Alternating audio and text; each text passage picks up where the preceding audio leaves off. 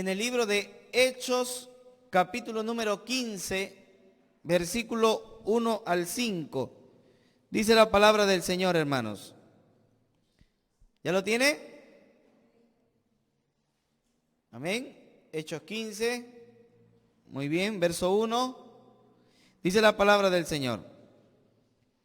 Estaban algunos que venían de Judea. Entonces algunos que venían de Judea enseñaban a los hermanos: si no os circuncidáis conforme al rito de Moisés, no podéis ser salvos. Estos hermanos que venían de Judea, ¿a qué hermanos les estaban enseñando esto? ¿A los de Judea? No. En el capítulo 14, en el versículo 24, usted se va a dar cuenta que el apóstol Pablo llega a Antioquía, ¿verdad? Y allí en Antioquía, él se queda con Bernabé para dar informe a la iglesia de lo que pasó. Así que ese entonces está diciendo que habían llegado hermanos de Judea hasta la iglesia de Antioquía. Y allí en la iglesia de Antioquía comenzaron a decirle a los hermanos de Antioquía que si ellos no se circuncidaban, no iban a ser salvos. Verso 2. Como Pablo y Bernabé tuviesen una discusión y contienda no pequeña con ellos, se dispuso que subiesen Pablo y Bernabé a Jerusalén, y algunos otros de ellos a los apóstoles y a los ancianos para tratar esta cuestión. Ellos pues, habiendo sido encaminados por la iglesia, pasaron por Fenicia y Samaria, contando la conversión de los gentiles, y causaban gran gozo a todos los hermanos. Y llegados a Jerusalén, fueron recibidos por la iglesia y los apóstoles y los ancianos, y refirieron todas las cosas que Dios había hecho con ellos. Pero algunos de la secta de los fariseos, que habían creído, se levantaron diciendo: es necesario circuncidarlos y mandarles que guarden la ley de Moisés. Vamos a orar, hermanos. Padre celestial, te damos gracias en esta hora, porque venimos delante de ti para aprender tu palabra. Guíanos, Señor, con tu poder, guíanos, Señor, con tu sabiduría, para aprender tu mensaje. Queremos escuchar tu voz, Señor. Ayúdanos, Padre celestial, a poder comprender qué es lo que nos quieres decir esta noche y qué podemos hacer para poder agradarte también a ti. Te damos gracias, Señor, en el nombre de Jesús. Amén. Hermanos, la religión judía tenía un fundamento de existencia.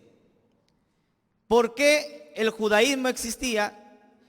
El judaísmo existía bajo la premisa, o se solidificaba bajo la base de que ellos eran el pueblo elegido de Dios. Y eso ya venía desde el Génesis capítulo 12, donde Dios había llamado a Abraham y le había dicho que en tu simiente, o sea, en tus descendientes, en la nación que va a salir de ti, serían benditas todas las familias de la tierra.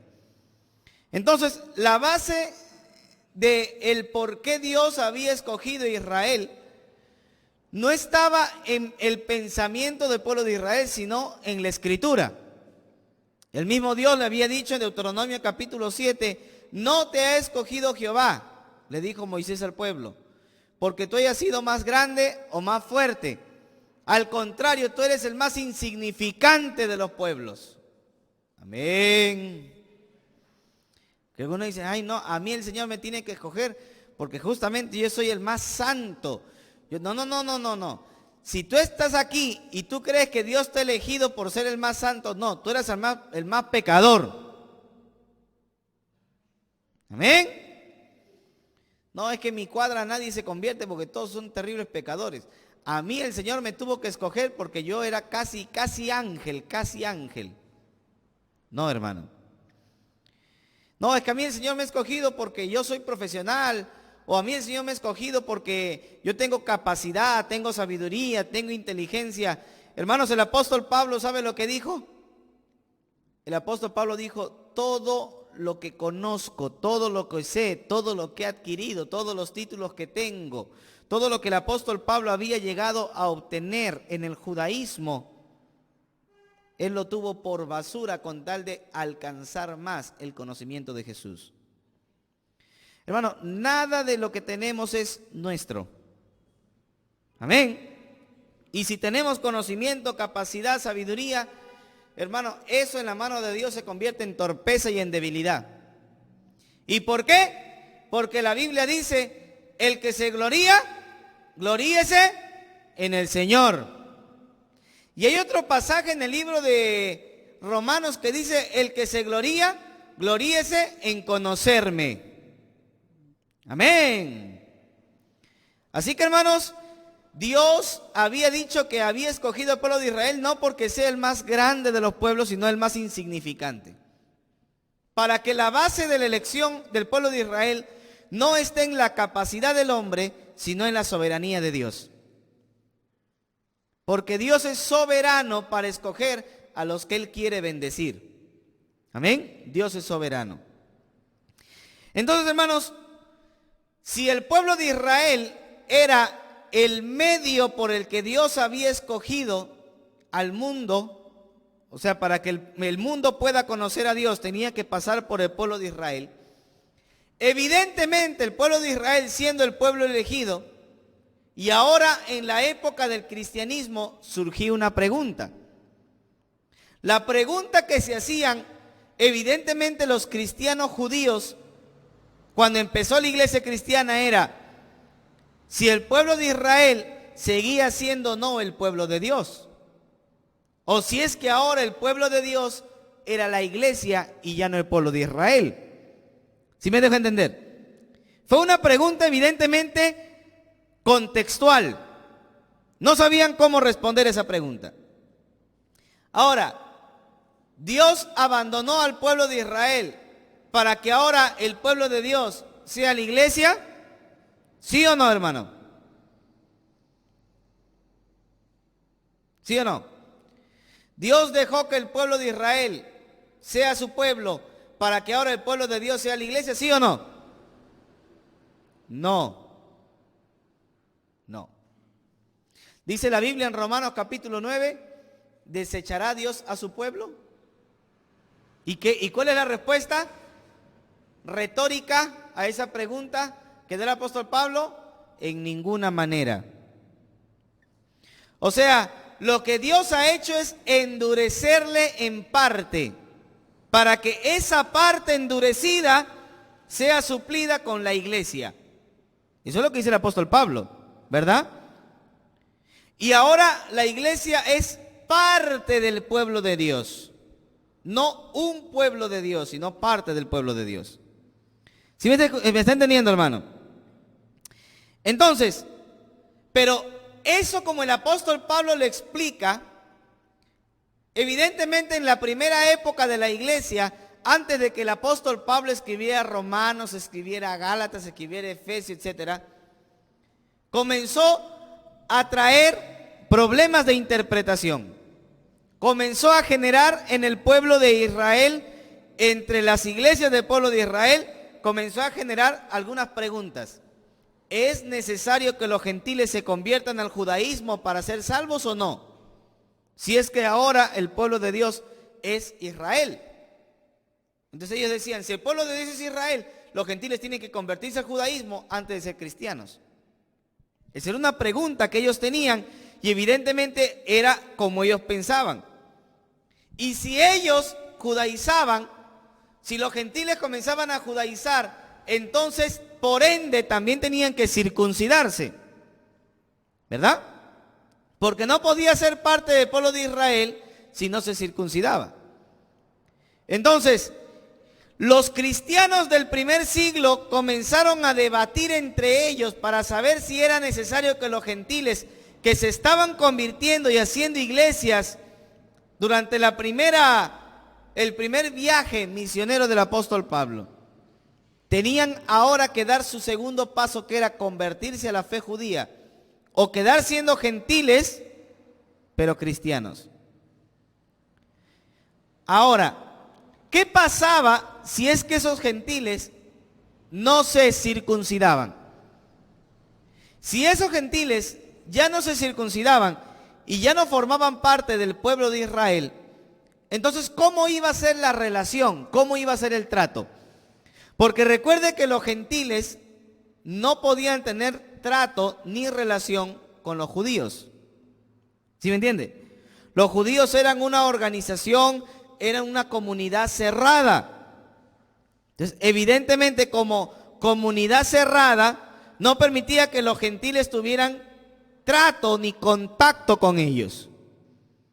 Entonces, si no judaizaban a los gentiles convertidos, ¿cómo iba a ser el trato entre ellos? ¿Cómo iban a poder relacionarse la iglesia de Judea con la iglesia de Antioquía?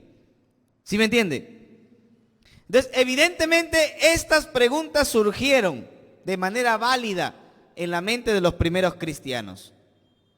Para nosotros esto ya está claro, hermano, por muchos factores. Número uno, hoy en día no tenemos judíos en todas las iglesias del mundo, ¿sí? No, ¿verdad? Acá, por ejemplo, en Santiago no hay algún judío, o hay algún judío. No por tacaño, porque así hay un montón, hermano. Pero judíos así de raza. ¿Hay judíos de raza o no hay judíos de raza? Acá, en Santiago. No, ¿sí o no? Entonces, no es regular encontrar judíos de raza en las iglesias cristianas. Pero en el primer siglo sí era parte de la vida cotidiana. ¿Sí me entiende? Entonces, el trato entre judíos y gentiles iba a comenzar a chocar, evidentemente. ¿Y cómo iba a ser el trato si es que en el judaísmo tradicional no se permitía, por ejemplo, que los judíos coman con los gentiles? Porque de repente los gentiles comían arroz con pato, pero los judíos no podían comer arroz con pato. ¿Sí me entienden o no? Y esas ollas contaminadas de carnes inmundas contaminaban las comidas que se hacían posteriormente en esa olla. Entonces el pueblo de Israel evidentemente no quería participar de eso. ¿Y cómo hacían los primeros cristianos judíos para no participar de eso, hermano? ¿Verdad? Entonces comienza la pregunta y mire lo que pasó. Esos creyentes, hermanos, ¿por qué eran hermanos o no eran hermanos? Mire el verso 1, ¿qué dice? Véalo ahí, véalo ahí. Entonces algunos que venían de Judea enseñaban a los hermanos: si no os circuncidáis conforme al rito de Moisés, no podéis ser salvos. Hermano, evidentemente comenzaron a llegar a la iglesia de Antioquía donde habían gentiles y les comenzaron a decir: tienen que judaizar, tienen que ser parte del pueblo judío. Y ellos le decían: somos cristianos, sí, pero a pesar de ser cristianos, ustedes tienen que añadirle algo más. ¿Y qué es eso más que hay que añadirle? Ustedes tienen que ser parte de la nación israelita. ¿Y cómo ser parte de la nación israelita? ¿Cómo? Judaizando, circuncidándose. Entonces, esto evidentemente trajo interés entre las personas, ¿verdad? Hermano, cuando entra una nueva doctrina, a veces a la gente le jala. ¿Sí o no? Cuando entra algo nuevo a la gente le jala, hermano. Si no, mire cómo en 1901, cuando Charles Parham comenzó a enseñar que el Espíritu Santo se recibía por el don de lenguas. Antes de 1901 nadie creía esa herejía. Pero en 1901 Charles Parham, un profesor de instituto bíblico allí en Estados Unidos, comenzó a enseñar que el Espíritu Santo se recibía cuando uno hablaba en lenguas. Y la primera mujer que habló en lengua fue en 1906, llamada Agnes Osman. Ella fue la primera mujer en hablar en lenguas. Y de allí, tanta gente emocionada comenzó a buscar lo que ellos le llaman el bautismo en el Espíritu Santo. Hermano, la falsa doctrina a la gente le gusta. ¿Sí o no? A la gente le encanta la falsa doctrina. A la gente, uno le presenta la verdad de Dios y a la gente no le gusta. Uno le puede hablar hasta tonterías y a la gente le va a agradar. Pero háblele la verdad de Dios y la gente se va a molestar, hermano. Eso sucede. El apóstol Pablo, contemplando lo que iba a venir en el futuro, dijo de manera clara que en el final de los tiempos algunos apostatarán de la fe y se acumularán maestros conforme a sus propias concupiscencias. ¿Qué es acumularse? Se van a llenar de maestros que le prediquen lo que su concupiscencia, lo que sus deseos desordenados desean escuchar. Hermanos, a la gente le encanta el pecado. ¿Sí me entiende? Por eso les gustan las iglesias light. Porque les gusta la tostada light, la jamonada light, todo es light. También quiere iglesia light, ¿verdad? Quieren pastores light, que no le digan nada. Pastores que le anden pasando el pecadito ahí para que, ay no, ¿cómo le vas a disciplinar? Si tú le disciplinas se va a ir, que se vaya. El que es de Dios permanece para siempre. Amén. Ay, pero que se va a ofender el hermano, se va a ofender la hermana, que se ofendan. Hermano, lo que es bíblico se tiene que obedecer. Amén. Ay, pero me ofende, me molesta. ¿Y qué hacemos, hermano? Ahora, si tú quieres, ¿por qué no pones tu iglesia y contratas a tu propio lobo rapaz para que te pastoree? ¿Verdad? Y ahí abajito pone: Satanás es mi pastor, todo lo que yo quiero me enseñará. Haz tus propios salmos. Pero si tú vas a seguir a Dios en una iglesia que está conforme a la palabra de Dios, te tienes que sujetar a la palabra de Dios. Amén. No podemos estar acumulándonos pastores y maestros conforme a nuestras propias concupiscencias. Solo lo que yo quiero oír. Yo he conocido iglesias, hermanos, que andan contratando pastores y le dicen: pastor, solo de estos temas usted puede predicar. Estos temas de acá usted no puede predicar. Y el pastor anda viendo qué tema predicar y qué tema no predicar para no ofender a la gente. Hermanos, eso no es el cristianismo. El apóstol Pablo ya lo había profetizado, que esa plaga destructiva, esa gangrena, se iba a meter dentro de la iglesia. Ahora, mire usted lo que dice la Biblia ahí en el versículo 1. Hechos 15:1. Mire lo que dice para que no esté durmiéndose. Entonces, vamos a repetirlo fuerte ya para que se despierte. Dice: entonces, hoy entraron en coma ya. Repita, pues repita. 2, 3. Entonces, algunos de Judea, sino al rito de Moisés, no podéis ser salvos. Hermanos, ¿por qué condicionaban la salvación a la circuncisión? Porque la circuncisión era, por decirlo así, el pago que había que hacer para pertenecer al pueblo de Israel. ¿Me entiende? Entonces, para que usted sea judío, usted tenía que llamarse Fleischmann, Rossmann, Rosenberg, no sé, Coleman, no sé cómo tendría que llamarse. Pero eso no le daba la visa para decir que usted era judío. Para decir que usted era judío tenía que ser circuncidado. ¿Sí me entiende? Circuncidado.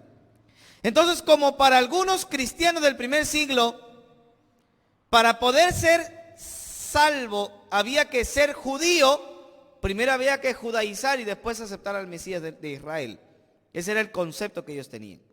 Entonces, como ya los gentiles habían aceptado al Mesías, solo le faltaba judaizar. Y por eso le dijeron: ustedes tienen que pertenecer al pueblo de Dios, ustedes tienen que hacer la circuncisión conforme al rito de Moisés. Hermanos, ¿por qué Dios dejó la circuncisión al pueblo de Israel? ¿Por qué? Mire lo que dice Levítico 17:11. Mire lo que dice la palabra del Señor. Levítico capítulo 17, versículo 11, dice la Biblia.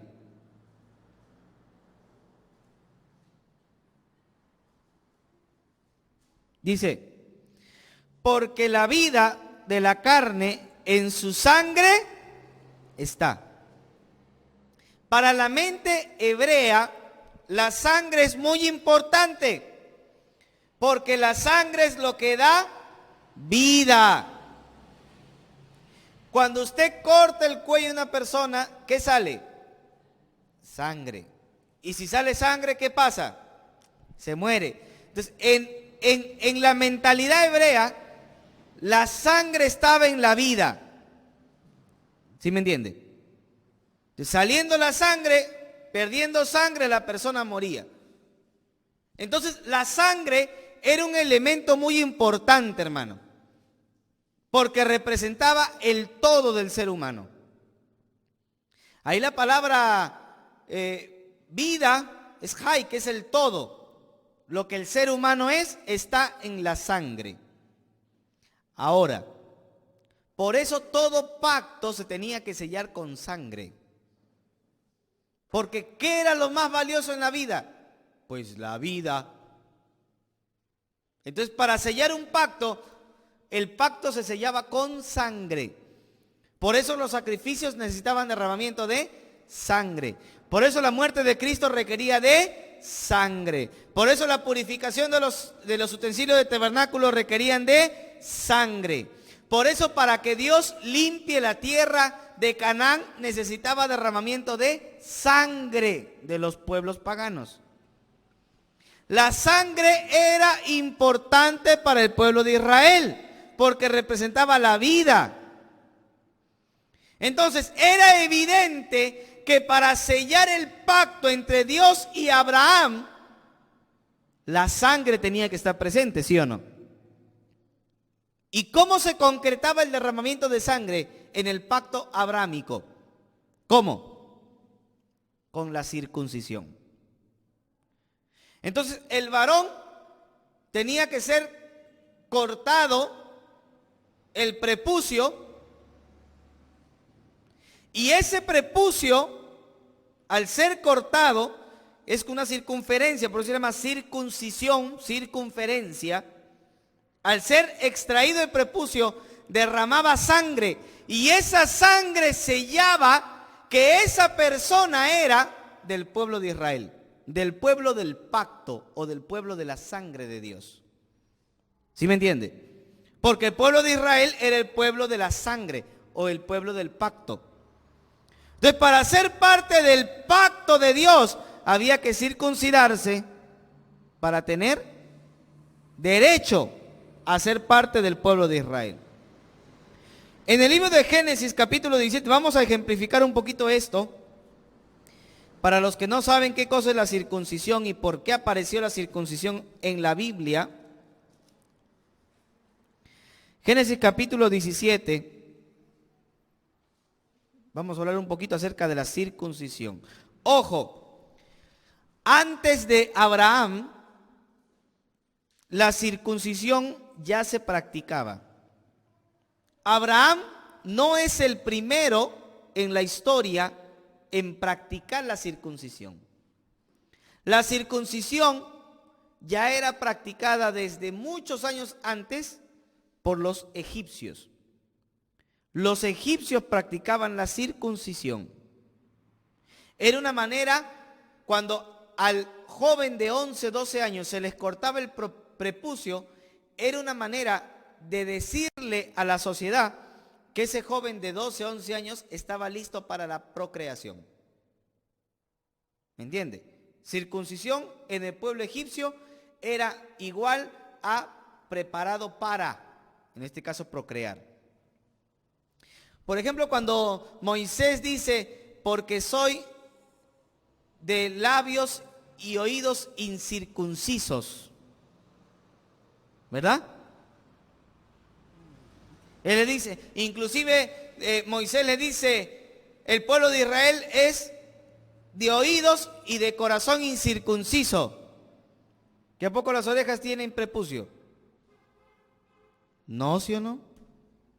Entonces, es que la palabra circuncisión significaba preparado para. Si es incircunciso de corazón, no está preparado para aceptar. Si es incircunciso de oídos, no está preparado para oír. Si es incircunciso de labios, no está preparado para hablar. ¿Sí me entiende? Entonces, la circuncisión en el pensamiento egipcio significaba preparado para, en este caso, procrear.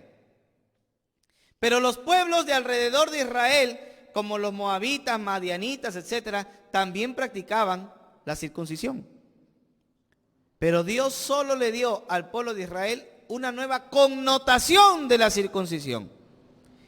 Y con esa nueva connotación, entonces, el Señor le pone como pacto a Abraham la circuncisión, la señal del pacto, de ser parte de el pueblo de Israel. Mire lo que dice el versículo número 9. Dijo de nuevo Dios a Abraham: en cuanto a ti, guardarás mi pacto, tú y tu descendencia después de ti por tus generaciones. Este es mi pacto, el pacto entre Dios y Abraham, el pueblo de Israel, que guardaréis entre mí y vosotros y tu descendencia después de ti. Será circuncidado todo varón de entre vosotros, todo varón. Circuncidaréis, pues, la carne de vuestro prepucio, y será por señal del pacto entre mí y vosotros. Y de edad de 8 días será circuncidado todo varón entre vosotros por vuestras generaciones, el nacido en casa y el comprado por dinero a cualquier extranjero que no fuere de tu linaje. Debe ser circuncidado el nacido en tu casa y el comprado por tu dinero. Y estará mi pacto en vuestra carne por pacto perpetuo. Y el varón incircunciso, el que no hubiere circuncidado la carne de su prepucio, aquella persona será cortada de su pueblo, ha violado mi pacto. O sea, no va a ser parte del pueblo de Israel, del pueblo de Dios. Entonces, ¿qué se necesitaba para ser parte del pueblo de Dios? Circuncidarse. Entonces, los primeros cristianos judíos creían que era necesario que los gentiles se circunciden para ser parte del pueblo de Dios. ¿Me entienden o no? Para ser añadidos al pueblo de Dios. Entonces, ¿quiénes participaban de este pacto? La Biblia dice, Dios le dijo a Abraham: tú y todos los que han nacido en tu casa. O sea, los descendientes de Israel y paganos también, o no los paganos. ¿Podían ser incluidos los paganos, sí o no? Sí. Los paganos que se circuncidaban ya no eran paganos, venían a ser judíos legítimos. Porque se habían circuncidado para ser parte del pueblo. ¿Me entienden? Entonces eran judíos legítimos. Un gentil circuncidado no era gentil, sino era judío real. ¿Sí me está entendiendo? Entonces, ¿quiénes participaban? Judíos y no judíos que se circuncidaran bajo el pacto abrámico. Ahora, ¿en qué tiempo tenían ellos que circuncidar? ¿En qué tiempo los judíos circuncidan? A los 8 días de nacido. ¿Por qué? ¿Por qué cree usted que Dios le mandó a los 8 días de nacido que los niños sean circuncidados?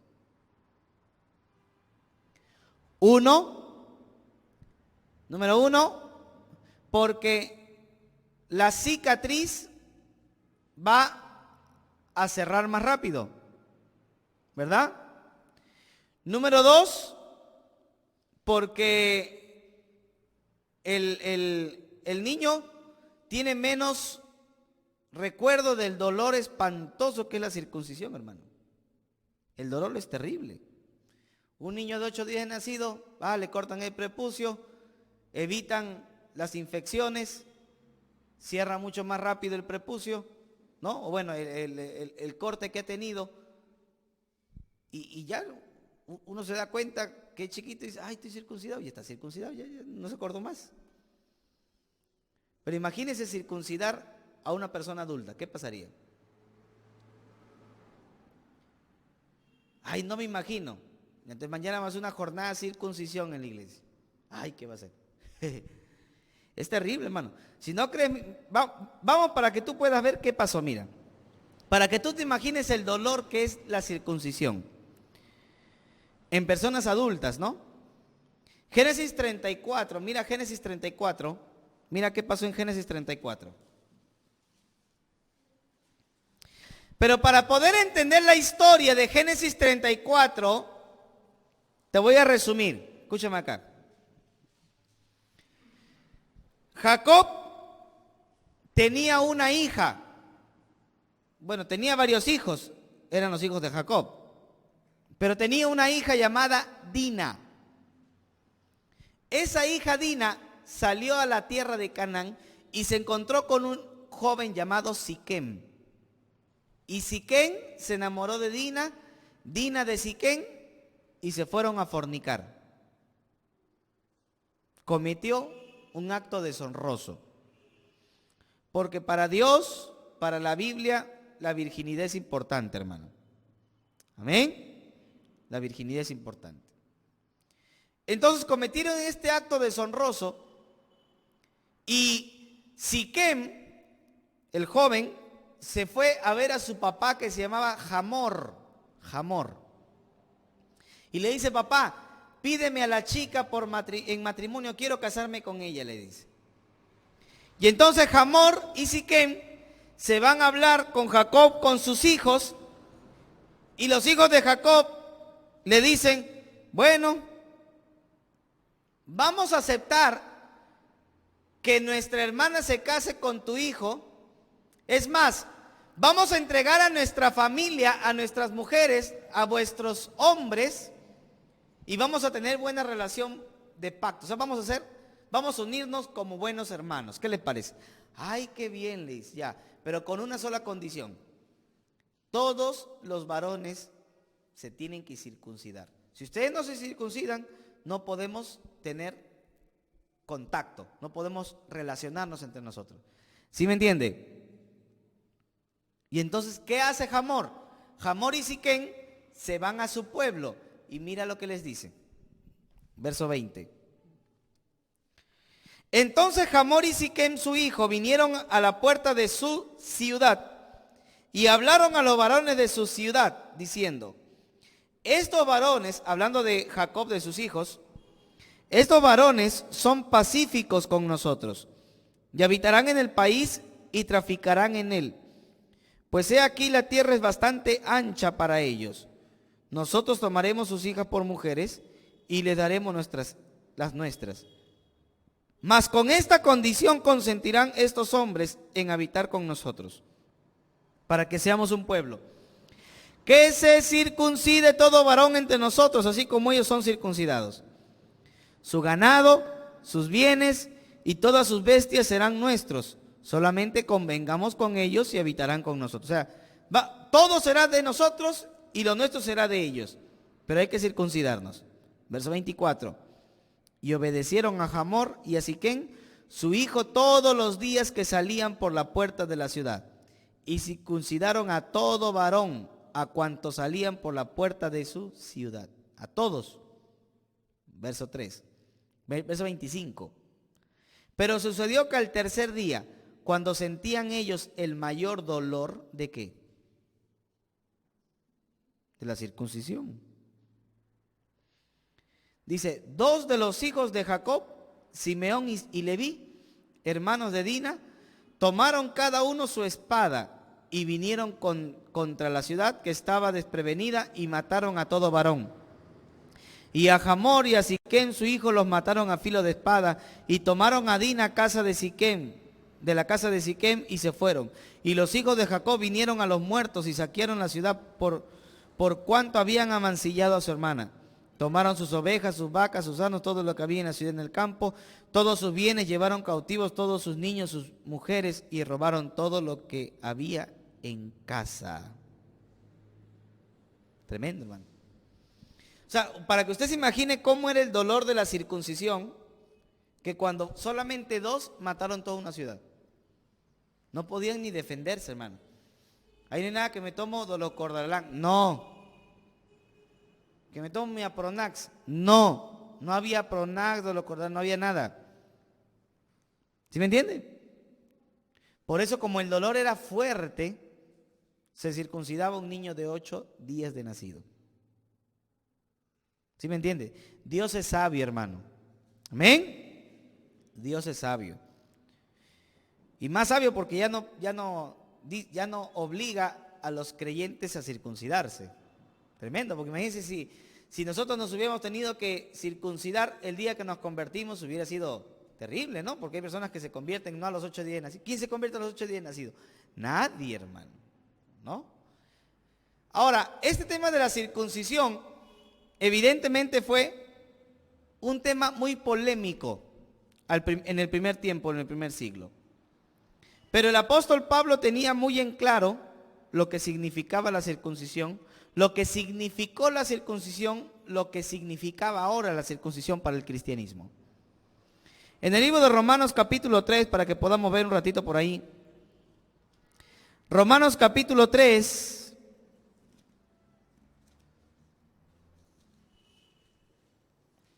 Romanos capítulo 3. Versículo número 30. Mire lo que el apóstol Pablo dice.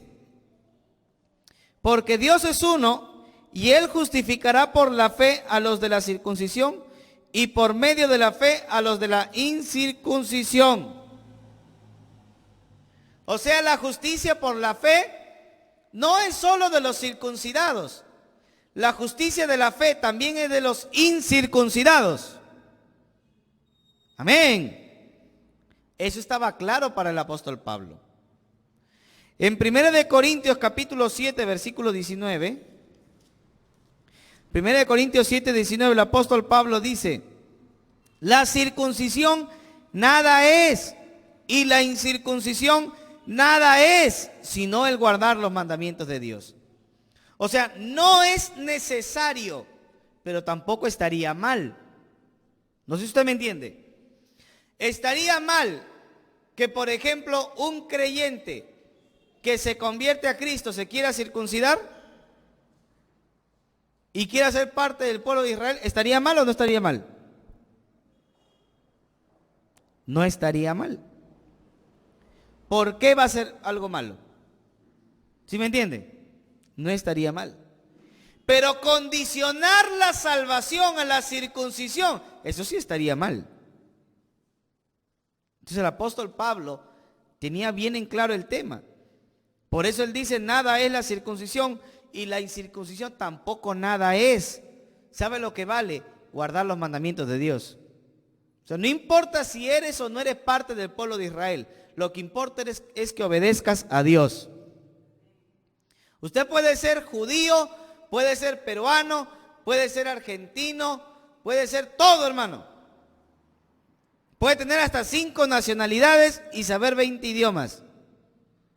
Pero si usted no guarda los mandamientos de Dios, eso de nada sirve. Lo que el apóstol Pablo está diciendo es que la circuncisión en sí no vale nada, sino el obedecer a Dios. Mire lo que dice Gálatas capítulo 5, verso 1. Gálatas 5. Ahí entre las iglesias de Galacia también habían entrado muchos falsos predicadores, falsos maestros. Habían introducido a la iglesia de Galacia para comenzar a enseñar que si los cristianos no se circuncidan, no pueden ser salvos. Y muchos cristianos de Galacia habían caído en este pecado. En el pecado de judaizar, creyendo que eso les iba a hacer salvos. Por eso el apóstol Pablo escribe el libro de Gálatas con la finalidad de hacer reaccionar a los hermanos que estaban judaizando. Y no judaizaban por un acto libre, sino judaizaban por temor a no ser salvos, cosa que no es lo correcto. ¿Sí me entiende? Porque bien podría haber un hermano que judaice y que vive el judaísmo y que guarde la Torá y seguir siendo salvo y creer por la salvación por fe. Eso no hay ningún problema. Porque así habían creyentes en el primer siglo. Guardaban la ley de Dios, guardaban la Torá de Moisés y creían en Cristo como el Mesías. ¿Sí me entienden o no? Pero que haya un creyente que guarda la ley porque cree que la ley le va a hacer salvo, eso es incorrecto, eso es una falsa doctrina. ¿Sí me entienden? Y así habían entrado gente dentro de la iglesia de Galacia y los hermanos de Galacia habían sido embrujados, dice la Biblia, por esa falsa doctrina. Y mire lo que escribe el apóstol Pablo en Gálatas capítulo 5, verso 1. ¿Está conmigo? Ya, verso 1 dice: estad pues firmes con la libertad con que Cristo nos hizo libres, y no estéis otra vez sujetos al yugo de la esclavitud. O sea, si Cristo ya te hizo libre del pecado, ¿por qué vas a estar supeditado a la ley que te condena de pecado? No sé si me entiende. Si Cristo ya murió para perdonar tus pecados, ¿y cómo te sujetabas a la ley que condenaba tu pecado? Siendo parte de la ley o del pueblo de Dios que guardaba la ley por la circuncisión. Y dice el versículo 2: he aquí yo, Pablo, os digo que si se circuncidan, de nada les aprovechará Cristo. Si tú eres un gentil, no le está hablando a los judíos, porque los judíos ya eran circuncidados. ¿Sí o no? No le está hablando a judíos, le está hablando a gentiles. Si un gentil se circuncida porque cree que tiene que circuncidarse para ser salvo, Cristo no te sirve de nada. Eso es lo que le está diciendo, ¿sí o no? Porque Cristo es suficiente para salvar al género humano. Cristo es suficiente. Pero si tú crees que le tienes que añadir algo más, Cristo ya no te sirve a ti. ¿Sí me entienden o no? Eso es lo que le está diciendo. Verso 3. Y otra vez testifico a todo hombre que se circuncida, que está obligado a guardar toda la ley. Por último, si tú te has circuncidado y quieres ser parte del pueblo de Dios, tienes que guardar toda la ley. Y eso era algo imposible, ¿verdad? Y dice el versículo 4: de Cristo se desligaron los que por la ley se justifican, de la gracia habéis caído. Entonces, pastor, ¿se puede caer de la gracia? No. ¿Se puede perder la salvación? No. ¿Puedo dejar de ser hijo de Dios? No. Y ese versículo, ¿por qué dice de la gracia habéis caído? ¿Por qué? Tiene que entenderlo en su contexto. Un cristiano puede caer en falsa doctrina y continuar siendo cristiano, ¿sí o no? ¿Usted qué dice? ¿Un cristiano puede caer en falsa doctrina y seguir siendo salvo o no? ¿Sí o no? Sí, hermano. Un cristiano puede caer en falsa doctrina y seguir siendo salvo, porque la salvación no depende de la doctrina, sino de la obra de Cristo en la cruz. De eso depende. Entonces, en la Biblia encontramos dos tipos de herejes. Los herejes malintencionados, esos nunca fueron salvos, y los herejes bien intencionados, que son salvos pero perdiditos. ¿Sí me entiende? Entonces, cuando el apóstol Pablo les dice a los hermanos de Galacia que eran salvos, porque eran salvos, pero se estaban desviando de la doctrina verdadera. Entonces el apóstol Pablo le dice: si ustedes están haciendo eso, ustedes están cayendo de esta gracia, ustedes están separando el cristianismo que es solo por gracia para mezclarse con la falsa doctrina de circuncidarse para ser parte del pueblo de Dios. Si ustedes hacen eso, entonces ya no están en la sola gracia, sino que están ahora en gracia más obras. ¿Sí me entienden o no? Entonces no está cuestionando su salvación, lo que está cuestionando es su enseñanza. Amén. Está cuestionando la enseñanza, no la salvación de los hermanos. Ahora miren lo que dice ahí. Por eso les escribe esta carta y se los escribe molesto, porque le dice Gálatas estúpidos. Ay, no, acá dice insensatos. No, usted lo lee en el griego original. En el griego original dice Gálatas estúpidos. ¿Quién los embrujó para dejar de creer la verdad que una vez fue anunciada. Eso es lo que dice en el... Pablo está indignado porque se habían dejado engañar. Hermano, cuando un cristiano se deja engañar, uno se indigna. ¿Sí o no? Uno se indigna, hermano. Tanto que uno enseña, tanto que uno predica, tanto que uno da la palabra de Dios y después se vienen con doctrinas raras, hermano. Toda una conferencia que hice, hermano, más de 10 prédicas enseñando sobre el bautismo del Espíritu Santo, enseñando sobre los dones del Espíritu, sobre las lenguas, toda una semana, para que venga una hermana por ahí a decirme que Dios le habla en la noche y que le manda revelación. Y que cuando predica fulano de tal, a ese sí le siento fuego. Pongo el canal del corderito, ahí cómo me predica con fuego. Pero cuando usted predica yo no siento nada. ¿Qué quiere? ¿Que le haga cosquillas? ¿Para que sienta algo? No es que a mí me gusta que me griten. Y yo le digo, más.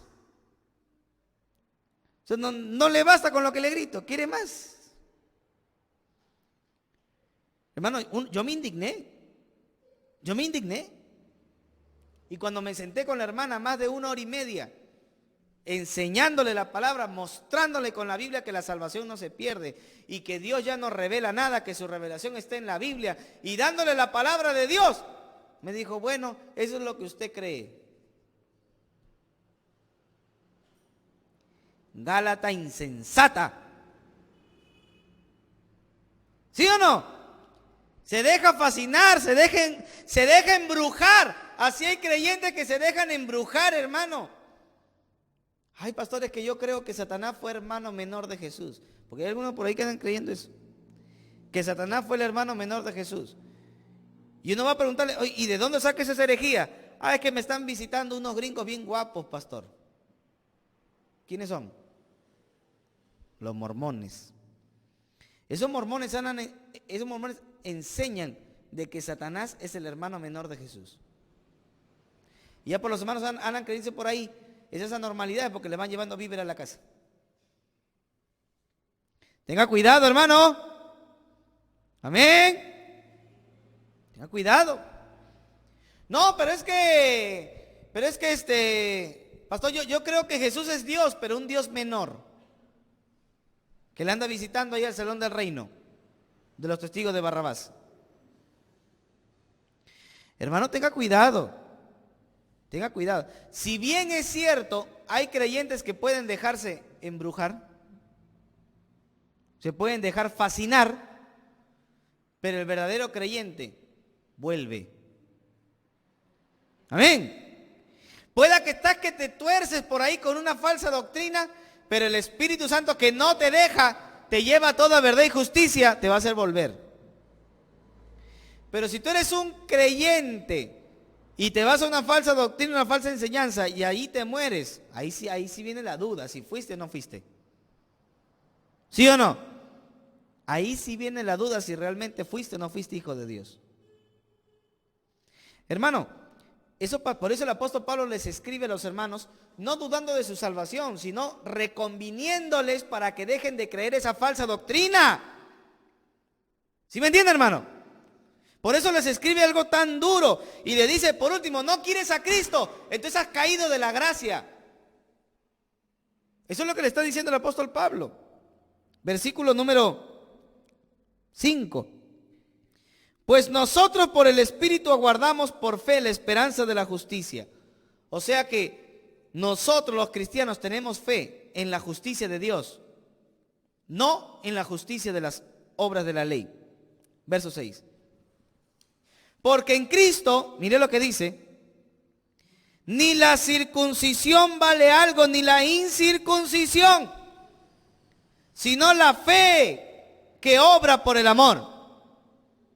No vale la circuncisión ni la incircuncisión. Lo que vale es que tú tengas fe para hacer lo que a Dios agrada. Y dice verso 7, vosotros corríais bien, ¿ve? ¿Eran salvos o no eran salvos? ¿Sí? Por eso dice, ustedes corrían bien. ¿Quién los estorbó para no obedecer a la verdad? Hermano, hay creyentes que por falsa doctrina se dejan estorbar para no obedecer la verdad de Dios. Verso 8. Esta persuasión no procede de aquel que os llama. Un poco de levadura leuda toda la masa. Cuidado con lo que escuchas. Cuidado con lo que cantas. ¿Sí me está escuchando? ¿Está escuchando a Cash Luna? Se te va a meter toda esa falsa doctrina, hermano. Anda escuchando a Dante Hebel. Ay, es que me da risa. Me da risa. ¿Y por qué no escuchas al payaso Pipo? Porque entre Dante Hebel y el payaso Pipo, los dos son igual de payasos. La diferencia es que el payaso Pipo te va a contar chistes sin usar la Biblia. El otro usa la Biblia y te confunde. ¿Sí me está escuchando? Hay que tener cuidado, hermano. Ay, que me encanta el cubano, cómo me grita, cómo me grita. Mal, hermano. Mal. Vaya usted a escuchar y le voy a dejar de tarea. Un día prende esa televisión y ponga a escuchar a un predicador y sáquele las herejías que habla en media hora. Media hora. Un día le hice, hermano, más de 35 falsas doctrinas en media hora. Si usted no encuentra ninguna, porque usted no conoce ni la verdad ni la mentira. Usted no conoce nada. Lea la Biblia para que se dé cuenta, hermano. Cuidado con lo que escucha. Ay, que Marcela Gándara, pastor. Ay, aunque mis ojos no te puedan ver, te puedo sentir. ¿Qué vas a sentir? No, dime qué vas a sentir. ¿Tú quieres sentir algo? Pásale la lengua al enchufe. ¿Vas a sentir algo, hermano? A Dios no se le siente, a Dios se le cree. Amén. La Biblia dice, he aquí yo estoy con vosotros todos los días hasta el fin del mundo. Yo me levanté hoy día con el ánimo y la esperanza de seguir vivo, porque Cristo me dijo en su palabra que Él iba a estar conmigo hasta el fin del mundo. Pero si yo me levanto hoy día y digo, ay Señor, ayúdame a levantarme, pero quiero sentir que tú estás conmigo, te vas a quedar, no vas a hacer nada, porque no vas a sentir nada. Porque dice la Biblia, engañoso es el corazón. Tus sentimientos, donde tú sientes las cosas, te engaña. Pero si tú crees la palabra de verdad, vas a permanecer para siempre. Entonces, hermano, hay que tener cuidado con lo que uno anda escuchando. Amén. No, pero es bonita la música, es bonita la melodía, que es así, que es asá. Y te andas metiendo tanta basura en el oído y en la mente de tanta doctrina falsa y corrompida. Pero hay que tener cuidado, hermano. Ahora, miren lo que dice ahí. Un poco de levadura leuda toda la masa. Yo confío respecto de ustedes en el Señor, dice el apóstol Pablo, que no pensaréis de otro modo. O sea, estoy seguro que después de haberles escrito tan suavecito, van a cambiar. Eso es lo que le está diciendo. Y dice, pero el que les perturba llevará la sentencia quien quiera que sea. O sea, ¿qué está diciendo el apóstol Pablo? Que yo me entere nomás quién es el que les está hablando. Que yo me entere nomás quién es el que les está metiendo la falsa doctrina. Que yo me entere. Si yo me entero, lo vamos a expulsar. ¿Eso es lo que está diciendo Pablo o no está diciendo eso? Yo me voy a enterar de la persona, quien quiera que sea, lo vamos a votar para que no esté perturbándolos. ¿Eso es lo que dice o no? Mire el versículo 11. Y yo, hermanos, si aún predico la circuncisión, ¿por qué padezco persecución todavía? En tal caso se ha quitado el tropiezo de la cruz. O sea, el apóstol Pablo está diciendo, ¿por qué me persiguen si es que yo predico un Jesús judío? Y si me están persiguiendo es porque ya nada es la circuncisión y nada es la circuncisión. Porque ahora lo que salva no es la circuncisión ni la circuncisión, lo que salva es la gracia por la cruz. Y mire cómo termina Pablo, indignado. indignado, dice, ojalá se mutilasen los que os perturban. Punto. ¿Por qué estaba tan enojado Pablo, hermano? Porque habían por ahí algunos que decían, tienes que cortarte el prepucio, circuncídate, y andaban molestando a los hermanos. Y Pablo dice, tanto fastidian, ojalá no se corten, si un poquito te hace salvo, que se castren. Eso es lo que está diciendo. Si tú lo lees en otra versión, dice, ojalá se castren los que les molestan. Pablo estaba indignado. Pablo estaba molesto, hermano. Completamente molesto. Porque esta doctrina falsa se estaba entremetiendo en la iglesia. En la iglesia. Por eso el apóstol Pablo, escribiendo, luego más adelante, mire cómo le llama en Filipenses capítulo 3, versículo 3, a estos que andaban enseñando esta falsa doctrina. 3:2, mire lo que dice, Filipenses 3:2. Guárdense de los perros. Ay, sí, pastor, porque justo cuando yo venía me salió un perro. ¡No! Cuando dice guárdense de los perros, no es que tengas cuidado cuando vienes para que no te persiga el perro de tu vecino, no. Cuando dice guárdense de los perros, está hablando de los falsos maestros. ¿Sí me entiende? Dice, guárdense de los malos obreros. Guárdense de los mutiladores del cuerpo. ¿Cómo le llama? Mutiladores del cuerpo. ¿Cómo le llaman los que obligaban a circuncidarse? Mutiladores del cuerpo.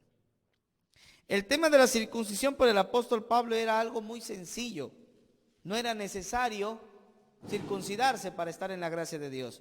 En Colosenses 2:11 dice la Biblia, en él también fuisteis circuncidados con circuncisión, no hecha a mano, al echar de vosotros el cuerpo pecaminoso carnal, en la circuncisión de Cristo. El creyente sí se circuncida, pero no es una circuncisión hecha por un hombre, es una circuncisión hecha por Dios. Y así como uno se circuncida y coge el prepucio y lo tira, ¿sí me entiende? Coge el prepucio y lo tira. Así el creyente que viene a Cristo, es como que tú vienes a Cristo y cortas tu vida en tu vida carnal y tu vida espiritual. Y coges tu vida carnal, que es el prepucio, y lo echas. ¿Sí me entiende? Entonces la circuncisión espiritual es echar nuestro cuerpo carnal de nosotros. Por eso hay muchos que todavía están incircuncisos en el cristianismo, porque siguen igual de carnales y pleiteros y divisionistas e iracundos y murmuradores y chismosos. No estoy pasando lista, estoy hablando más o menos. ¿Sí me entiende? Y eso sucede, hermano. Sucede. Por eso el apóstol Pablo dice, ¿quieres ser circuncidado? Echa tu cuerpo carnal. Quita la carne de tu vida. Saca tus deseos pecaminosos y vive en el hombre interior. Y esa es la circuncisión hecha por Dios. Amén. Hermanos, este fue un pleito muy grande, hermano. Y mire lo que dice Hechos capítulo 2. Ay, pastor, ya acaba. Espérate. Mire lo que dice Hechos capítulo 2. Y acá acabé ya, a petición tuya. Como Pablo y Bernabé tuviesen una discusión y contienda no pequeña con ellos, se dispuso que subiesen Pablo y Bernabé a Jerusalén, y algunos otros de los apóstoles, a los ancianos para tratar esta cuestión. ¿Ve? Hubo una discusión. Hay gente por ahí que dice, no, pero la Biblia no se hizo para contender. Eso lo dicen los que no quieren pelear porque no conocen la Biblia. Yo le pregunto, ¿la Biblia se hizo para contender o no? ¿Usted qué dice? Mire lo que dice Judas. Miren lo que dice Judas. Judas, yo hablo lo que dice la Biblia, hermano. Judas, capítulo 11. Anda buscando el 11. No hay 11 pues, es el único capítulo. Verso 3. Miren lo que dice ahí. Amados, dice Judas a los creyentes, por la gran solicitud que tenía de escribiros acerca de nuestra común salvación, la salvación es común a los creyentes, me ha sido necesario escribiros exhortándolos que contendáis ardientemente por la fe que una vez ha sido dada a los santos. ¿La Biblia es hecho para contender o no? Sí. La Biblia es hecho para contender a lo falso, a lo mentiroso, a lo engañador. ¿Sí me entiende? Cuando usted defiende la verdad, está contendiendo con la falsedad. Pero ¿cuántos de nosotros realmente, hermanos, somos capaces de poder defender la palabra de Dios? ¿Cuántos, hermano? Yo les aseguro, yo les traigo un testigo de Jehová, bueno, un testigo de Jehová es mucho más difícil, ¿no? Ay, que no, yo me peleo con mormones. Ay, mormón, papayita. Que yo me peleo con adventistas. Papaya. No, que yo me peleo con los católicos. Más fácil. El cura, más fácil todavía. A mí dime que te pones a contender con un testigo de Jehová, ahí te creo. Ahí sí te voy a creer. Porque los testigos de Jehová son más difíciles. Conocen mucho, hermano. Conocen mucho. ¿Sí me entienden o no? Entonces, por ahí creyentes que dicen, no, es que yo no voy a contender porque eso va contra la Biblia, defender la verdad. ¿No dice Judas contiendan ardientemente? ¿Qué significa ardientemente? Apasionadamente. Claro que Pedro dice, estén preparados para presentar con mansedumbre. Una cosa es contender ardientemente y otra cosa es contender con mansedumbre. ¿Ya? O bueno, los dos es complementario. Con mansedumbre es que cuando tú contiendas ardientemente, apasionadamente por la verdad, tú no puedes ser ofensivo. O sea, no es que tú vayas y digas, ay, mira, tú eres un testigo de Barrabás, sinvergüenza, hijo del diablo, te vas a ir al infierno. No puede. Si tú haces eso, eso no es contender por la verdad. Tú estás alejando a esa persona. Pero si yo me acuerdo un día cuando yo empezaba, hermanos, en mis épocas, ya no he visto por aquí muchos testigos de Jehová, pero yo me acuerdo cuando estaba por Breña, vivía por Breña, hermano, cómo llegaban los testigos. Casi, hermano, a la semana no faltaba, todos te iban tocando. Llegaban y yo me iba preparando, hermano, con la palabra. Y al principio, sí, hermano, yo no niego, yo cometía muchos errores. Muchos errores.